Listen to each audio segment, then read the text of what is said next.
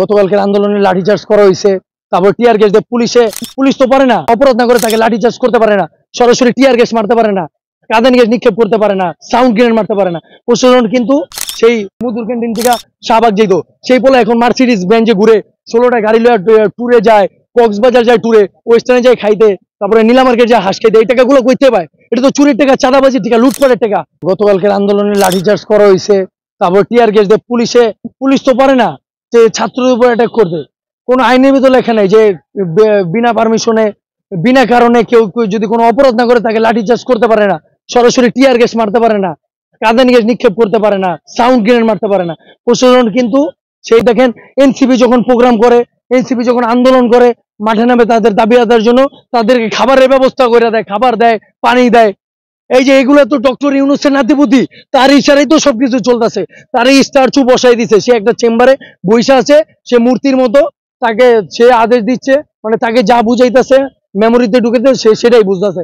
তারে বলতেছে ও আমরা যেটা করতেছি সেটা দেখেন, মানে এনসিপির সাপোর্ট দিতেছে, আসিম মাহমুদ সজীব ভাইয়ের সাপোর্ট দিতেছে, সান্না মাহমুদের সাপোর্ট দিতেছে। এনসিপি দল, ওরা স্বৈরাচার খেদাইছে, ওরা একটা দল গঠন করে কিভাবে? ওরা স্টুডেন্ট, ওরা পড়ালেখার বয়স, পড়ালেখা করে ভালো চাকরি অর্জন করবে, চাকরি করবে। তারা কিভাবে একটা দল গঠন করে, তারা কিভাবে রাজনীতিবিদ? রাজনীতি একটা লোভ জমা গেছে, রাজনীতি প্রতিহিংসা জন্মা গেছে, রাজনীতির ভিতরে টাকা, মানে টাকার গন্ধ তারাও সহ্য করতে পারে, টাকার গন্ধ সবাই সহ্য করতে পারে না। টাকা সবাই চিনা গেছে। 2 দিন চোখ পড়তো, হোস্টেলে ছিল, ভাত খাইতো ক্যান্টিনে, বারান্দায় হলের বারান্দায় ঘুমাইতো, ক্যান্টিনে বসে তেলা পোকার গু পড়তো, মাছি পড়তো, ইঁদুরের পায়খানা পড়তো, এই মাছ মাংস দিয়ে ভাত খাইতো, রিস্কায় চইরা যাইতো, এই মধুর ক্যান্টিন থেকে শাহবাগ যাইতো।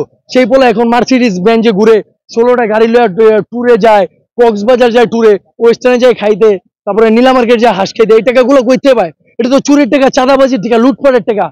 তারা সব লুটপাট করে বলে হয়েছে। আওয়ামী লীগের লোক যারা পলায় আছে না, এরা দেশে আছে, এরা পলাইতে পারে না। এই দেশে যেগুলো আওয়ামী লীগের স্বৈরাচারের দোসর আছে, তাদেরকে পাইলা লালিত পালিত কইরা নিজের সন্তানের মতো পোষণ করে তাদের টাকা আদায় করে খাইতেছে, তাদেরকে পাইলে টাকা দেয়। তাই এটা আমাদের দেশে আমরা কি করলাম? এই জুলাই আন্দোলন করলাম, আমরা ছাত্র, এই যে কত ছাত্র শহীদের রক্তের বিনিময়ে এই জুলাই অভ্যুত্থানটা পাইছি, স্বৈরাচার পতন করাইছি, তাহলে আমাদের লাভ হইলো কি?